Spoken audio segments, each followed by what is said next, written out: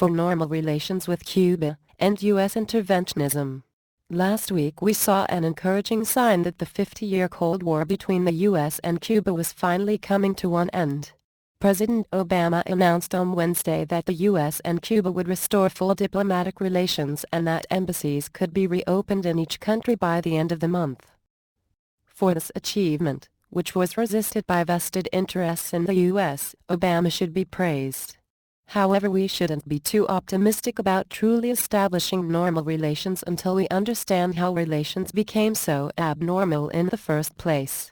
The destruction of relations between the two countries was preceded by U.S. intervention on behalf of a hated Cuban dictator, Fulgencio Batista, which had turned the Cuban people against the United States and set the stage for the emergence of Fidel Castro.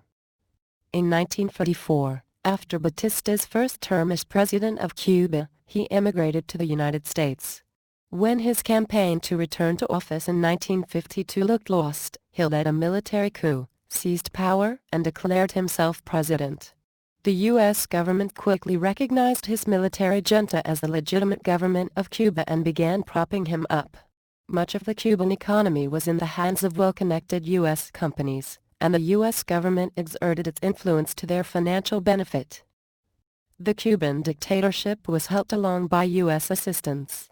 The secret police was trained by the United States and was used to brutally suppress any political opposition. Almost all U.S. aid to Cuba was in the form of military equipment used brutally against the Cuban people. The U.S. was seen as the force behind Batista's dictatorship. As John F. Kennedy said while campaigning for the presidency in 1960, Fulgencio Batista murdered 20,000 Cubans in 7 years. And he turned democratic Cuba into a complete police state, destroying every individual liberty. Yet our aid to his regime and the ineptness of our policies enabled Batista to invoke the name of the United States in support of his reign of terror. U.S. intervention in Cuban affairs really got a boost when Batista was overthrown by the young revolutionary Fidel Castro. As Stephen Kinzer writes in the excellent book, The Brothers, Castro's rise to power was not immediately condemned by the U.S. When Castro traveled to the U.S. shortly after taking power, he met with Vice President Richard Nixon, who found that Castro has those indefinable qualities which make him a leader of men. But Nixon worried that the U.S. might not be able to orient him in the right direction. Nixon was concerned that Castro sounded too much like Indonesian President Sukarno, who urged countries to join a non-aligned movement to resist both superpower camps at the time. The U.S. could not tolerate the non-aligned movement and pushed a zero-sum game in global politics.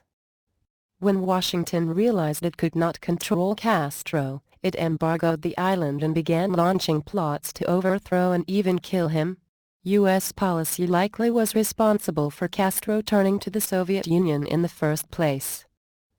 This U.S. intervention in Cuba's internal affairs continues to this day. Even under Obama, several U.S. plots to overthrow the regime have been exposed.